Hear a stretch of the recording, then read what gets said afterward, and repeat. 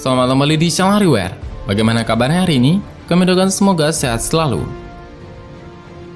Tidak jarang, beberapa senjata pada masa Perang Dunia Pertama dan Kedua, jika dilihat di era sekarang, akan terlihat menyeleneh.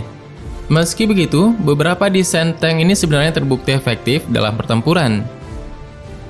Tank masa kini umumnya bisa dikenali dari roda unik dan memiliki satu moncong senjata yang panjang. Tetapi pada masa Perang Dunia Pertama dan Perang Dunia Kedua, kita menemui desain tank yang mirip dengan sepeda dan bentuk-bentuk aneh lainnya. Inovasi-inovasi terkait tank ini pada zamannya tentulah sangat mutakhir dan ditakuti oleh musuhnya.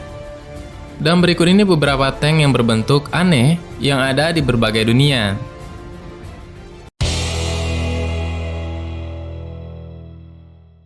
Sebelumnya, jika kamu baru di channel ini, jangan lupa tekan subscribe agar tidak ketinggalan video misteri dunia terbaru dari kami. Bantu channel ini agar terus berkembang dan memberikan wawasan untuk kita semua.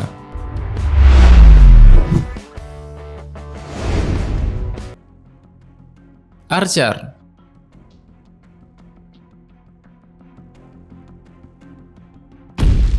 Ini sebenarnya bukan tank, ini adalah penghancur tank. Sisi yang menghadap ke kanan adalah bagian depan, dan Ordnance Kiev-17 sebenarnya menghadap ke belakang. Di sini, tank Archer dibalik ke posisinya, dan idenya adalah untuk membuat kendaraan pada sasis yang unggul dalam taktik tabrak lari, dan memungkinkan kendaraan untuk menembak dan melaju dengan sangat cepat.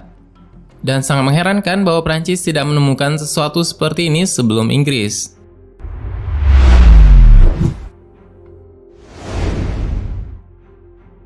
SAR Tank.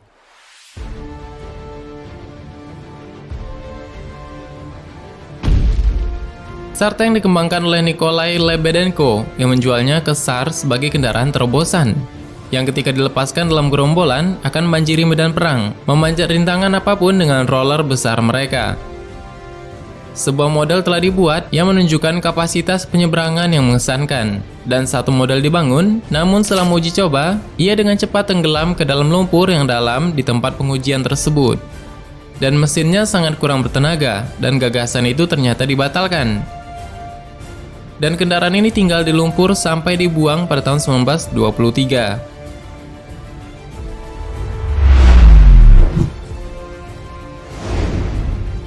Kugelpanzer.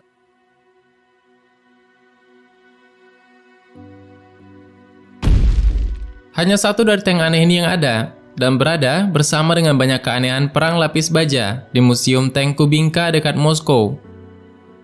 Objek itu sendiri diselimuti misteri. Salah satu teori mengatakan bahwa itu dikirim ke Jepang sebagai bagian dari skema teknologi Jerman. Setelah itu ditangkap oleh tentara merah di Manchuria.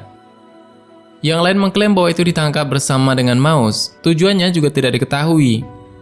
Meskipun diperkirakan itu adalah sejenis mobil pramuka atau pengintai artileri dan lapis kabel. Rol penumpang belakang dimaksudkan untuk mencegahnya terbalik, meskipun tidak terlihat sangat stabil. Akan sangat mudah bagi rol belakang kecil itu tersangkut di kayu atau batang kayu, atau tenggelam ke dalam lumpur di medan yang kasar, seperti SAR Tank dengan rol belakangnya yang kecil.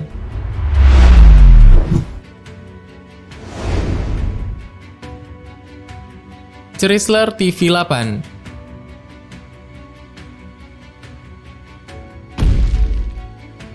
Apa yang digambarkan dalam gambar adalah tiruan dari tangki yang tidak pernah ada. Lambungnya dimaksudkan untuk sepenuhnya tidak berawak. Dengan pengemudi berada di turret, walaupun ini tidak bekerja dengan baik. Dua konsep ini diciptakan, satu dengan mesin dan satu lagi dengan reaktor nuklir. Seiring dengan banyak skema tangki yang lebih aneh, yang satu ini diperbaiki pada 1950-an. Namun tampaknya tidak mungkin mereka bisa mendapatkan reaktor yang cukup kecil untuk masuk ke dalam menara tersebut. Bersama dengan semua barang tank lainnya. Dan turret besar ini pasti akan menyebabkan masalah stabilitas. Dan selain dari faktor yang keren, tidak akan ada keuntungan yang nyata. Selain dari pengurangan konsumsi bahan bakar tersebut, pengamat akan melihat bahwa pistol itu benar-benar terpasang di tempatnya. Selanjutnya, hal yang aneh itu dimaksudkan untuk sepenuhnya bisa berenang di air. Dan TV8 jelas bukan desain yang praktis, terutama dengan teknologi pada saat itu. Tetapi desain ini tetap menarik.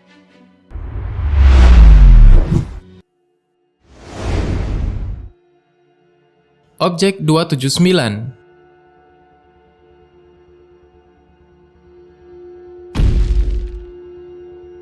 Selama Perang Dingin, kesadaran dicapai bahwa pasukan darat di Eropa harus menghadapi landscape yang bergejolak oleh efek ratusan ledakan nuklir. Itu adalah zaman atom, dan peperangan telah berubah. Itu adalah ketakutan yang sangat nyata di Uni Soviet bahwa Amerika Serikat dan Inggris mungkin menggunakan senjata nuklir untuk menghancurkan formasi tank Soviet yang besar. Sehingga langkah-langkah diambil untuk membuat kendaraan baru yang mampu bertahan dari ledakan nuklir. Selain memiliki pelindung yang tidak tertandingi, lambung tank dibuat dalam bentuk piring untuk menghilangkan gelombang kejut ledakan nuklir. Dan pusat gravitasi rendah dan desain 4 jalur sangat meningkatkan mobilitas di tanah yang bergejolak.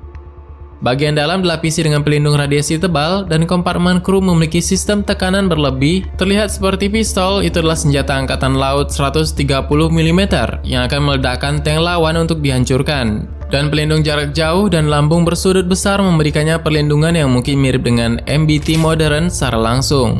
Sayangnya, berat kendaraan 68 ton yang mengalahkan dirinya sendiri. Serta proses produksi yang rumit dan kesulitan teknis dengan suspensi hidropneumatik dan roda gigi yang rumit. Salah satu tank nuklir ini tak berada di Museum Tank Kubinka.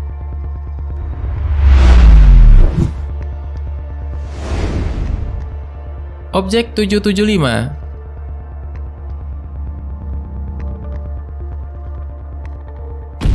Model ini berbeda dari tank klasik, karena kru 2 orang duduk di sebuah kabin terpencil di kubahnya. Selanjutnya, saat kubah berputar, kru juga berputar.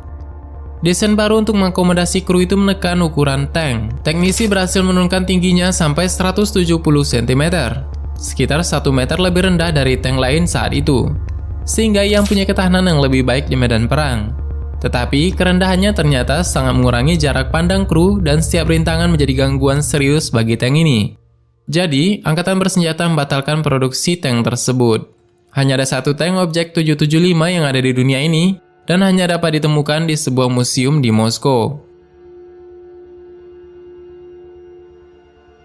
Itulah beberapa tank yang berbentuk sangat aneh dan teknologi ciptaannya tentulah sangat tidak praktis untuk diterapkan pada beberapa medan perang, apalagi jika terjadi saat ini.